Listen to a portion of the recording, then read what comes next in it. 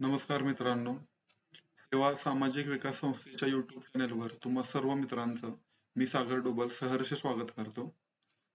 आपण नुकतीच भारतीय राज्यघटना या विषयावरची प्लेलिस्ट सुरू केलेली आहे किंवा तो सब्जेक्ट सुरू केलेला आहे. तर त्याच सिरीजमध्ये आज आपण पुढचं लेक्चर बघणार आहोत. तर चॅप्टरचं नाव आहे संघ व त्याचं क्षेत्र. ओके. भारतीय संघराज्यामध्ये असणारे राज्य किंवा जे संपूर्ण भारत आहे तर त्याचं क्षेत्र या संबंधीचं माहिती देणारी हा चॅप्टर आहे. ठीक आहे. तर त्याच्यातला पहिला मुद्दा आहे बघा राज्यांचा संघ. ओके, राज्यांचा संघ. लक्षात ठेवा की भारतीय संघराज्यामध्ये किंवा भारताच्या राज्यघटनेमध्ये संघराज्य हा शब्द कुठेही वापरला नाहीये. ओके, संघराज्य हा शब्द कुठेही आलेला नाही. त्याच्याऐवजी राज्यांचा संघ असा शब्द वापरण्यात आलेला आहे. संघराज्याऐवजी राज्यांचा संघ. तर संघ आणि त्याच्या क्षेत्रासंबंधीच्या ज्या तरतुदी आहेत तर त्या भाग 1 मध्ये आहेत आणि त्याच्याशी संबंधित कलम आहेत कलम 1 ते 4. पहिली घटनेमधली जी पहिली 4 कलम आहेत कलम 1, 2, 3, 4 तर ती ह्या राज्यांच्या संघाशी म्हणजे संघ आणि त्याच्या क्षेत्राशी संबंधित आहेत. ओके. तर कलम 1 काय सांगताय ते बघूया आपण. तर घटना समितीने दोन्ही नावं स्वीकारलेली आहेत. कुठली नावं? तर इंडिया आणि भारत. ओके, त्याच्यामध्ये वाक्य काय आहे? India that is Bharat shall be the union of state. तर असं पहिल्या कलमामध्ये त्याचा उल्लेख आहे. नुकताच इंडिया आणि भारत या नावांवरून थोडा वाद निर्माण झालेला होता. ठीक आहे. तर ही दोन्ही नावं राज्यघटनेमध्ये नमूद करण्यात आलेली आहेत, इंडिया आणि भारत. तर कलम 1 नुसार भारताचं जे क्षेत्र आहे म्हणजे जे टेरिटरी ऑफ इंडिया आहे तर ह्याचे एकूण 3 प्रकार पडतात. टेरिटरी ऑफ इंडियाचे 3 प्रकार आहेत. कुठला आहे? तर पहिला आहे राज्यांचं क्षेत्र, दुसरं आहे केंद्रशासित प्रदेशांचं क्षेत्र आणि तिसरं आहे भारत सरकारने कालौघात मिळवलेला प्रदेश. ओके. पहिलं राज्यांचं क्षेत्र म्हणजे भारतामध्ये जेवढी राज्य आहेत. ओके, सध्याच्या घडीला 28 राज्य आणि 8 केंद्रशासित प्रदेश भारतामध्ये आहेत. तर याच्यामधलं जे राज्यांचं क्षेत्र आहे तर ते पहिल्या कॅटेगरीमध्ये येतं. केंद्रशासित प्रदेशांचं क्षेत्र पण त्याच्यामध्ये येतं आणि भारत वेगवेगळ्या मार्गाने जे काही प्रदेश प्राप्त करतो तर त्यांचंही क्षेत्र याच्यामध्ये काउंट केलं जातं. कशामध्ये? द टेरिटरी ऑफ इंडिया मध्ये. ओके. तर सध्याच्या घडीला जर बघितलं तर भारतामध्ये 28 राज्य आणि 8 केंद्रशासित प्रदेश आहेत. तर 8 केंद्रशासित प्रदेश कुठले कुठले? तर ते मला खाली कमेंट सेक्शन मध्ये तुम्ही सांगा. ओके. तर विशेष तरतुदी असणाऱ्या राज्यांसाठी सुद्धा भारतीय राज्यघटनेमध्ये तरतूद करण्यात आलेली आहे. ओके. मग ते कुठल्या भागामध्ये? तर ते भाग 21 मध्ये आहेत बघा. कुठं? भाग 21 मध्ये. त्याच्याशी संबंधित कलम आहे कलम 371 आणि एकूण 12 राज्यांना विशेष तरतुदी करण्यात आलेल्या आहेत. ओके. बघा, भाग 21 चे उलटे केले तर 12, एकूण 12 राज्य, भाग 21 कलम 371. तर ही 12 राज्य इथं नमूद करण्यात आलेली आहेत. तर आपलं महाराष्ट्र राज्य सुद्धा त्याच्यामध्ये आहे. ओके, कलम 371 मध्ये महाराष्ट्रासाठी विदर्भ आणि मराठवाड्याचा जो भाग आहे तर त्यांच्यासाठी सुद्धा स्पेशल प्रोव्हिजन्स केलेल्या आहेत. ओके.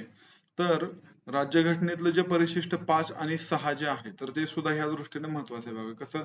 तर ह्या 5व्या आणि 6व्या परिशिष्टामध्ये अनुसूचित क्षेत्र आणि राज्यातील आदिवासी क्षेत्राच्या प्रशासनासंबंधीच्या तरतुदी करण्यात आलेल्या आहेत. ओके. अनुसूचित क्षेत्र म्हणजे शेड्यूल कास्ट आणि जे राज्यातले जे आदिवासी क्षेत्र आहे तर त्यांच्या प्रशासनासाठी. ओके. आता बघा, दोन कन्सेप्ट आहेत. एक तर आहे राज्यांचा संघ. ओके, युनियन ऑफ स्टेट आणि दुसरा आहे टेरिटरी ऑफ इंडिया. तर राज्यांच्या संघामध्ये फक्त आणि फक्त राज्यांचा समावेश होतो. फक्त राज्यांचा समावेश. आणि जर आपण टेरिटरी ऑफ इंडिया मध्ये बघतो त्यावेळी वरती बघितल्याप्रमाणे राज्यांचं क्षेत्र पण येतं, केंद्रशासित प्रदेशांचं पण क्षेत्र येतं आणि तिसरं म्हणजे भारतानं कालौघात मिळवलेला प्रदेश पण त्याच्यामध्ये येतो. त्याच्यामुळे राज्यांच्या संघापेक्षा टेरिटरी ऑफ इंडियाचं जे एरिया आहे, ओके, किंवा त्याचा जो विस्तार आहे तर तो कसा जास्त आहे. ठीक आहे. तर केंद्रशासित प्रदेश आणि मिळालेल्या क्षेत्राबाबतचं प्रशासन हे कोणामार्फत चालवलं जातं? ते थेट केंद्र सरकारद्वारे चालवलं जातं. मग कुठल्या कुठल्या प्रकारे आपल्याला भारताला ते क्षेत्र मिळतं? तर करार. ओके. त्याच्यानंतर बक्षीस, त्याच्यानंतर सार्वमत, खरेदी आणि भाडेपट्टी. तर ह्याच 5 प्रकाराने हे क्षेत्र आपण मिळवू शकतो. ओके. तर ही झाली सगळी कशी? तर कलम 1 मधली तरतूद झाली. आता कलम 2 मध्ये काय तरतूद करण्यात आली बघा. तर भारतीय संघामध्ये योग्य वाटतील त्या अटींवर नवीन राज्य समाविष्ट करून घेणे. कसं? नवीन राज्य. असं राज्य की जे भारतीय संघराज्यामध्ये सध्याच्या घडीला नाही. ओके. मात्र ते राज्य आता घ्यायचंय. तर ते कलम 2 अंतर्गत भारतीय संघराज्यामध्ये किंवा भारतीय संघामध्ये सामील करून घेतलं जातं. आता हे सामील करण्याचा जो अधिकार आहे तर तो अधिकार कोणाला असतो? तो असतो संसदेला. ओके. तर कलम 2 अंतर्गत संसदेला, ह्या कलमांतर्गत संसदेला 2 अधिकार दिलेले आहेत बघा. कुठले 2 अधिकार आहेत? तर भारतीय संघ राज्यामध्ये नवीन राज्य समाविष्ट करून घेणं आणि नव्या राज्याची स्थापना करणं. एक तर नवे राज्य समाविष्ट करून घ्यायचं आणि समाविष्ट करून घेतलेलं राज्य काय करायचं, स्थापन करायचं. तर हे जे दोन अधिकार आहेत, तर हे दोन अधिकार कुणाला आहेत, कलम 2 अंतर्गत संसदेला देण्यात आलेले आहेत. ओके.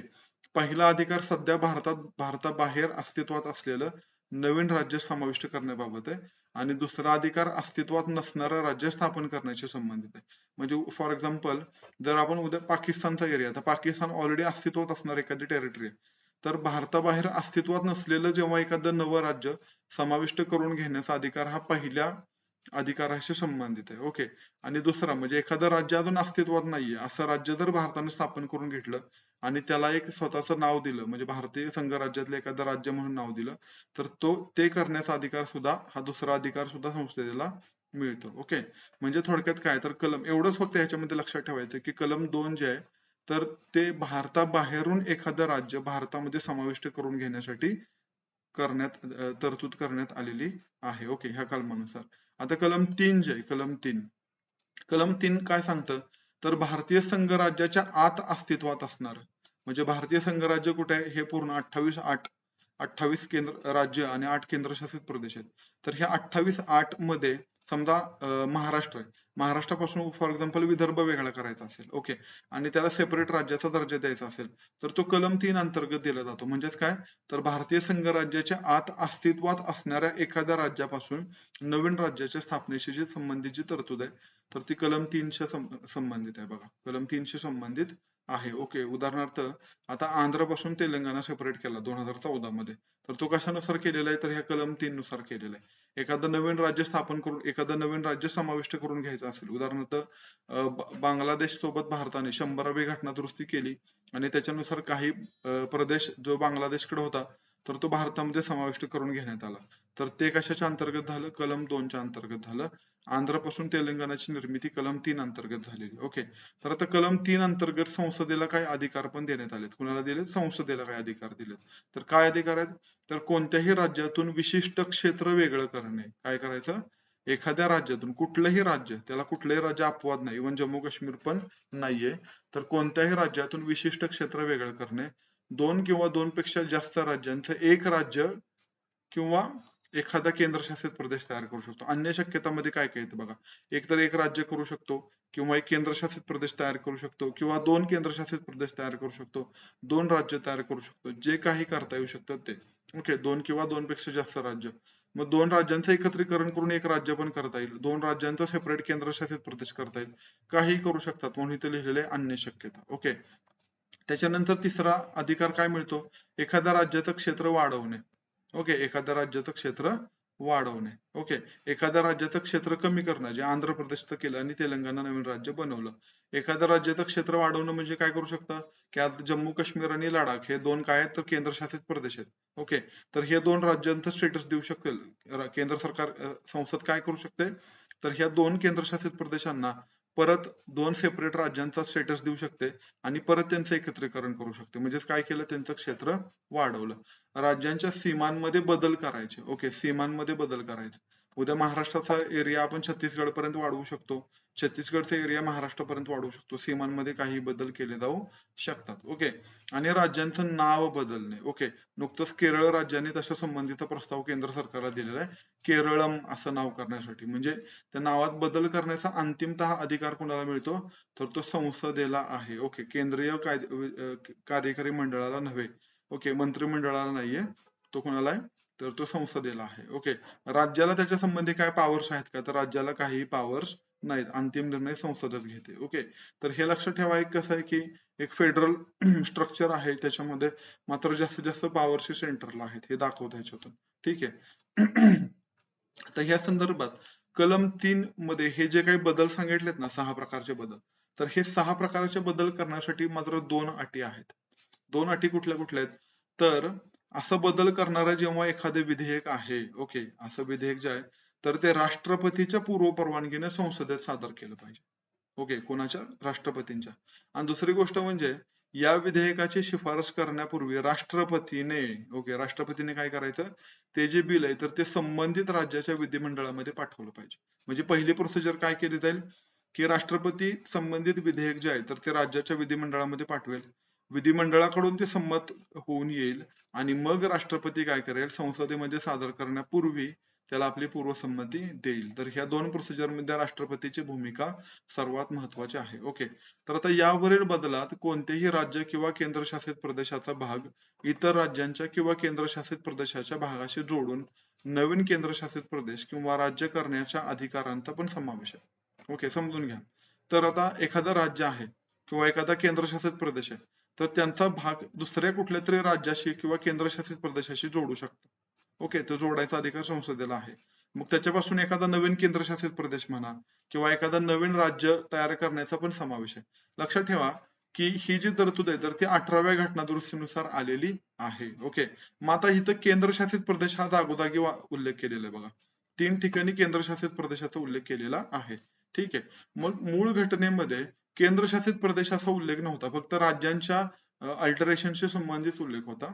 ठीक आहे. त्याच्यामुळे मग 18वी घटना दुरुस्ती 1966 ला केली आणि हा बदल करून मग युनियन टेरिटरीच्या संदर्भात सुद्धा आपण काय करू शकतो, त्यांचं रिशफलिंग करू शकतो किंवा अल्टरेशन करू शकतो. हे जे वरचे जे बदल आहेत ते सुरुवातीला फक्त राज्यांना लागू होते.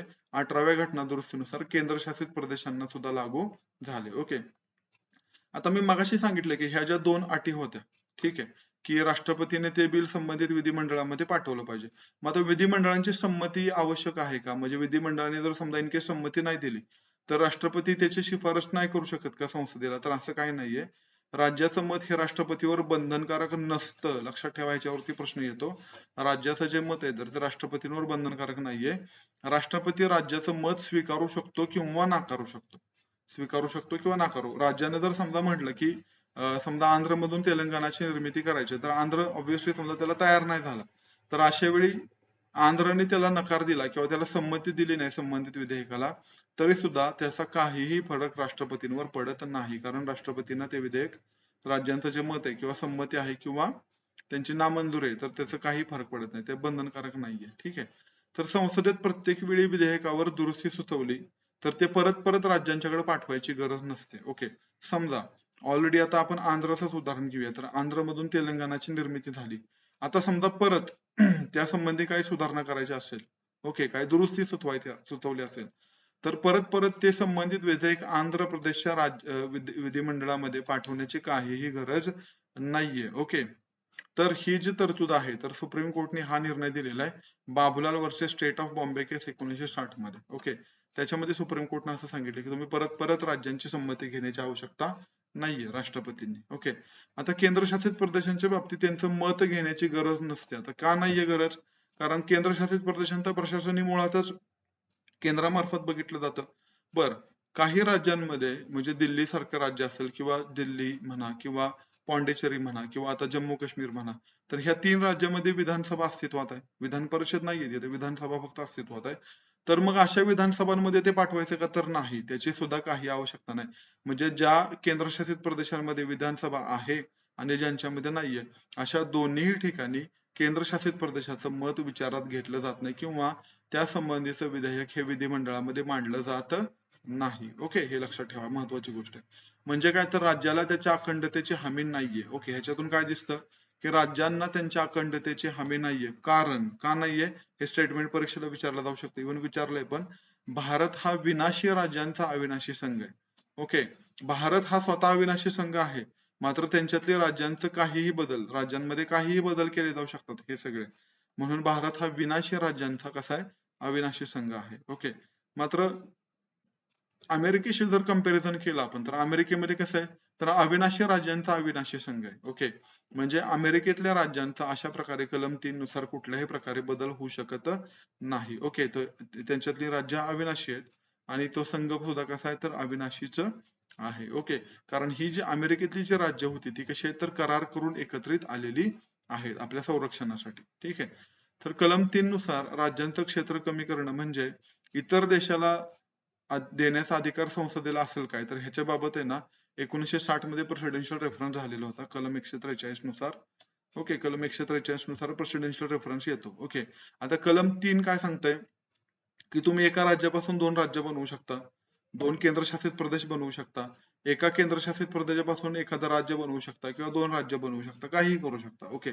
मग आता ह्या कलम 3 मध्ये जो काही हा संसदेला अधिकार दिलेला आहे, त्या अधिकारामध्येच एखादं क्षेत्र हे दुसऱ्या देशाला द्यायचा संबंध येतो का किंवा तो अधिकार संसदेला मिळतो का कलम 3 अंतर्गत? तर याच्याशी संबंधित 1960 मध्ये प्रेसिडेन्शियल रेफरन्स झालेला होता. तर एकूण 5 जणांचं बेंच बसलं होतं. लक्षात ठेवा, प्रेसिडेन्शियल रेफरन्स आणि घटनात्मक खटले जे असतात त्याच्यासाठी मिनिमम 5 जणांचं बेंच लागतं. ओके. तर कारण काय होतं मग? कुठल्या देशाला, कुठल्या इतर देशाला कलम 3 अंतर्गत द्यायचा होता? तर पूर्व पाकिस्तानला तो प्रदेश द्यायचा होता. कुठला प्रदेश? बेरोबार युनियनचा प्रदेश द्यायचा होता. तर त्याच्यावरून आंदोलन झालं मोठ्या प्रमाणावर. ठीक आहे. आणि हा अधिकार संसदेला नाही असं सुप्रीम कोर्टनं त्यावेळी सांगितलेलं होतं, की सुप्रीम कोर्ट अशा पद्धतीनं कलम 3 चा वापर करून भारतातला एखादा भाग दुसऱ्या देशाला देऊ शकत नाही. ओके. त्याच्यामुळे मग कसा देऊ शकेल? सुप्रीम कोर्टने ती प्रोसिजर सांगितली. कसा देऊ शकतो? तर घटना दुरुस्ती करूनच देऊ शकतो. ओके. कलम 368 अंतर्गत घटना दुरुस्ती करूनच तशा पद्धतीने जमिनीचं हस्तांतरण किंवा एखाद्या प्रदेशाचं हस्तांतरण करण्याचा अधिकार संसदेला आहे, असं त्याच्यामध्ये सांगण्यात आलं. ठीक आहे. तर त्याच्यासाठी मग काय केलं? बेरोबार युनियनचा जो भाग आहे तर तो पूर्व पाकिस्तानला देण्यासाठी संसदेने काय केले? तर 9वी घटना दुरुस्ती 1960 संमत केली आणि सीमावाद ठीक आहे. आणि त्याच्यानुसार मग जो बेरोबार युनियनचा जो भाग आहे तर तो पूर्व पाकिस्तानला हस्तांतरित करण्यात आला. ओके. मात्र याच्यामध्ये सुप्रीम कोर्टने अजून एक गोष्ट सांगितली, की आता हे नॉर्मली भारताचा एखादा प्रदेश दुसऱ्या प्रदेशाला देण्यासाठी तुम्ही अशा पद्धतीनं गोष्टी करू शकता. ओके.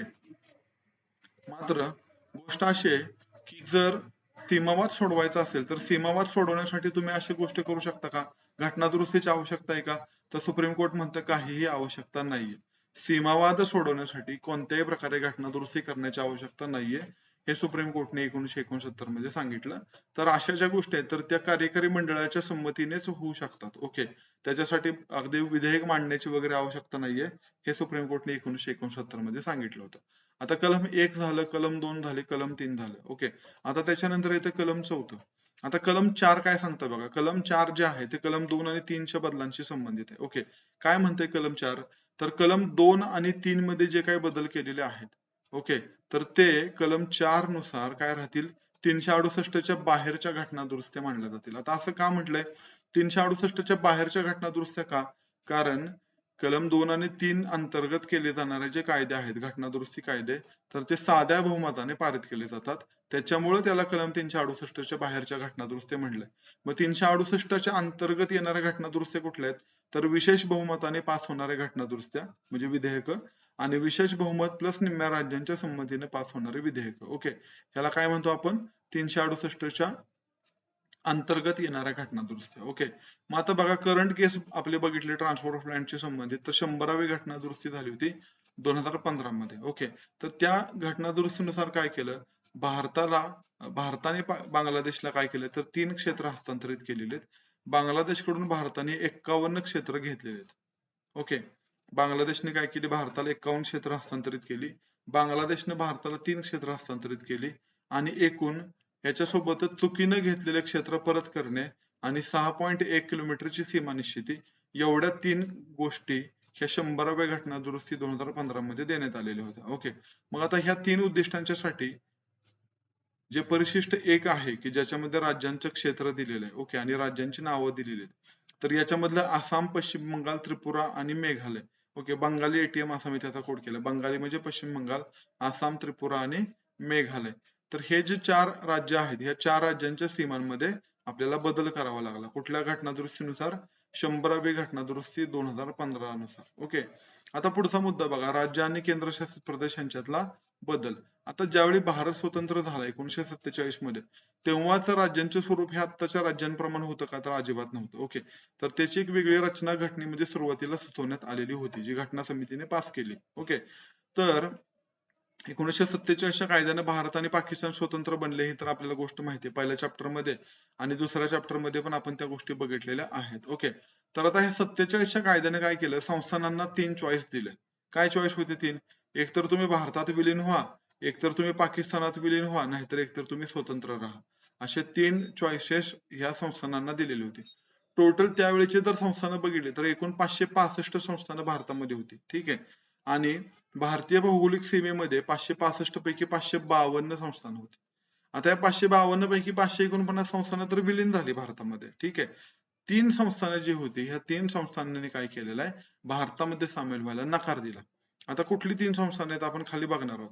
मग आता ह्या संस्थानांना भारतामध्ये विलीन करून घेण्यासाठी एक राज्य विभागाची स्थापना करण्यात आलेली होती. कधी केली? तर 27 जून 1947 रोजी. पहिल्या चॅप्टर मध्ये पण हा उल्लेख आलेला होता. ओके. तर ह्या राज्य विभागाची स्थापना झाली. त्याचे मंत्री कोण होते? तर सरदार वल्लभभाई पटेल. ओके. आणि त्याचे सचिव कोण होते? तर व्ही.पी. मेनन होते. आता व्ही.पी. मेनन यांचे नाव आपण पहिल्या चॅप्टर मध्ये सुद्धा बघितलं होतं, की जे डिकी बर्ड प्लॅन नंतरचा जो माउंट बॅटन प्लॅन आला 3 जून 1947 रोजी. तर हा माउंट बॅटन प्लॅनचा ड्राफ्ट जो आहे तर तो व्ही.पी. मेनन यांनी तयार केला होता माउंट बॅटन यांच्यासाठी. ओके. आणि मेनन यांनीच मग ज्यावेळी राज्य विभागाची स्थापना झाली त्यावेळी संस्थानांना भारतात विलीन करून घेण्यासाठीच जे एक दस्तऐवज तयार केला, ज्याला इन्स्ट्रुमेंट ऑफ ॲक्सेशन म्हणतात, तो त्याचा ड्राफ्ट सुद्धा व्ही.पी. मेनन यांनीच लिहिलेला होता, त्याचा मसुदा. ओके. आता राहिलेली 3 संस्थानं कुठले कुठले आहेत बघा. एक आहे जम्मू काश्मीर, एक आहे जुनागड आणि एक आहे हैदराबाद. अशी एकूण 3 संस्थानं. हे 3 संस्थानांना जास्त हे होते की स्वतःवरती एक विश्वास होता की नाही आम्ही स्वतंत्र राहू शकतो किंवा आम्ही हे हैदराबाद म्हणतंय की आम्ही पाकिस्तानमध्ये विलीन होऊ शकतो. ओके. बाकी 549 विलीन झाली. फक्त हे 3 नाही झाली. मग आता हे कसं कसं झालं? तर जम्मू काश्मीर जे आहे तर ते नंतर कराराने भारतामध्ये सहभागी झालं. तर भारत सरकार आणि राजा हरी सिंग यांच्यामध्ये करार झालेला होता. त्याच्यानुसार ते सामील झालं. कधी झालं सामील? तर 26 ऑक्टोबर 1947 ला सामील झालेले. 26 ऑक्टोबर 1947. भारताला ऑलरेडी 15 ऑगस्टला स्वातंत्र्य मिळालं. त्याच्यानंतर सप्टेंबर ऑक्टोबर जवळपास दीड महिन्यांनी 2.5 महिन्यांनी हे संस्थान सहभागी झालेले. ओके. तिथला राजा कोण होता? तर हरिसिंग होता. ठीक आहे. गंमत अशी होती जम्मू काश्मीर मध्ये की तिथला राजा हिंदू होता, प्रजा मुस्लिम होती. ठीक आहे. मग काय केलं? करार करून ऍक्च्युली हरिसिंगला स्वतंत्र राहायचं होतं. ठीक आहे. मात्र तसं न करता जेव्हा पाकिस्तानचे जे दहशतवादी आहेत, ओके, घुसखोर आहेत, तर त्यांनी जम्मू काश्मीरमध्ये काश्मीर व्हॅलीमध्ये यायला जशी सुरुवात केली, घुसखोरी करायला सुरुवात केली, तसं हरिसिंगावर प्रेशर क्रिएट होऊन मग त्यांनी भारत सरकारबरोबर करार केला आणि मग भारत सरकारने काय केलेलं आहे? त्या घुसखोरांना पळवून लावलेलं आहे. ओके. त्याच्यानंतर जुनागड आला. तर जुनागड आहे गुजरातमध्ये. तर जुनागडमध्ये प्लेबिसाइड झालं म्हणजे सार्वमत घेण्यात आलं. ठीक आहे. जुनागडमध्ये बरोबर जम्मू काश्मीरच्या उलटी परिस्थिती होती. तिथली जनता हिंदू होती आणि राजा मुसलमान होता. ठीक आहे. कोण होता? राजा महावत खान तिसरा. ठीक आहे. मग त्याला जुनागडला काय करायचं होतं? पाकिस्तानमध्ये विलीन व्हायचं होतं. ठीक आहे. मात्र तो भारतीय हद्दीमध्ये येत असल्यामुळं काय झालं की सरदार पटेलांनी त्याच्यावरती दबाव क्रिएट करून महाबत खानावरती दबाव क्रिएट करून 3 फेब्रुवारी 1948 रोजी जुनागड भारतामध्ये विलीन करून घेतलेले. ओके. त्याच्यानंतर भारतातलं सगळ्यात रिचेस्ट, सगळ्यात श्रीमंत संस्थान कुठलं? तर हैदराबाद. हैदराबाद. मग हैदराबाद कसं सामील झालं? तर त्याच्यासाठी पोलीस ऍक्शन करावी लागली. हैदराबादसाठी काय झालं? Police action. मग पोलीस ऍक्शन ऍक्च्युली मिलिटरी थ्रूच हे ऑपरेशन कंडक्ट करण्यात आलं होतं. मात्र जर मिलिटरी थ्रू हे ऑपरेशन आपण राबवलं असतं, असं दाखवलं असतं, तर ते काय झालं असतं की हा एक परकीय प्रदेश आहे असं त्याच्यातून सिद्ध झालं असतं हैदराबाद. ओके. त्याच्यामुळे मग डॉक्टर आंबेडकरांनी एक त्याला नाव सुचवलं, त्याला एक पोलीस ऍक्शन असं नाव सुचवलेलं आहे की तुम्ही police action through Hyderabad merge करून घ्या. ओके. मग त्याच्यासाठी ऑपरेशन पोलो राबवलं गेलेलं आहे. ठीक आहे. तर इतिहासामध्ये जे हैदराबाद मुक्ती चळवळ आहे तर त्याच्यामध्ये त्या संबंधीचा सर्व इतिहास आपल्याला बघायला मिळतो. ठीक आहे. तर आता या हैदराबाद मुक्ती चळवळीला सुद्धा 75 वर्ष पूर्ण झालेली आहेत. ठीक आहे. तर सप्टेंबरमध्ये 13 सप्टेंबर ते 17 सप्टेंबरच्या दरम्यान हे हैदराबादमध्ये ऑपरेशन पोलो राबवण्यात आलेलं होतं. ठीक आहे. मग सामीलीकरण झालं 13 सप्टेंबर 48 ला आणि तिथला जो राजा होता तर तो उस्मान अली तिसरा होता. ठीक आहे. कुठला? उस्मान अली तिसरा. तर हे लक्षात ठेवा, ह्या तारखा महत्वाच्या आहेत आणि सिक्वेन्स महत्वाचा आहे की पहिल्यांदा जम्मू काश्मीर आहे, मग जुनागड आहे, मग हैदराबाद आहे. तुम्ही भारताच्या नकाशामध्ये जरी बघितलं तरी पहिल्यांदा सगळ्यात वर जम्मू काश्मीर येतो, मग जुनागड येतं आणि मग हैदराबाद येतं. ओके. आता त्याच्यानंतर पुढचं आहे की राज्यघटनेतील राज्यांचं वर्गीकरण. ओके. तर 1950 ला संघामध्ये राज्यांचे 4 भाग केलेले होते. जे 1950 मध्ये जी भारतीय राज्यघटना होती, तर या भारतीय राज्यघटनेमध्ये काय केलेले? तर 4 भाग केलेले. कुठले 4 भाग? ए, बी, सी, डी असे टोटल 4 भाग होते. आता ह्या ABCD मध्ये बघा राज्य किती? ए मध्ये 9 राज्य, बी मध्ये 9 राज्य, सी मध्ये 10 राज्य आणि डी मध्ये 1. आता ए कॅटेगरीतली जी राज्य होती ती कुठली होती? तर ब्रिटिश गव्हर्नरचे प्रांत होते. ओके. फॉर एक्झाम्पल मुंबई प्रांत, बेंगॉल प्रांत आहे किंवा जर आपण दक्षिणेकडचं बघितलं तर मद्रास प्रांत. तर हे ब्रिटिश गव्हर्नर जिथं अपॉइंट होते त्यांचे एकूण 9 प्रांत होते. ठीक आहे. आग्र्यासारखा पण प्रांत होता. त्याच्यानंतर 9 जे आहे तर ते विधिमंडळ असणारी संस्थानं. बघा तिथे विधिमंडळ हे मात्र ती संस्थानं आहेत. तर अशी एकूण 9 संस्थानं होती जिथे विधिमंडळ होतं. 10 हाय कमिशनरचे प्रांत होते, जे थोडक्यात ज्याला आपण केंद्रशासित प्रदेशासारखे त्यांचे स्वरूप होतं. ठीक आहे.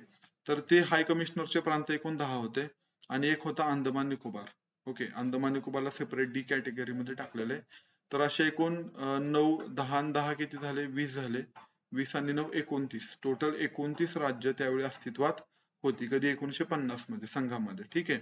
आता आपण राज्य पुनर्रचनेचा इतिहास बघणार आहोत. ठीक आहे. राज्य पुनर्रचना नक्की कशी झाली त्या संबंधी. ओके.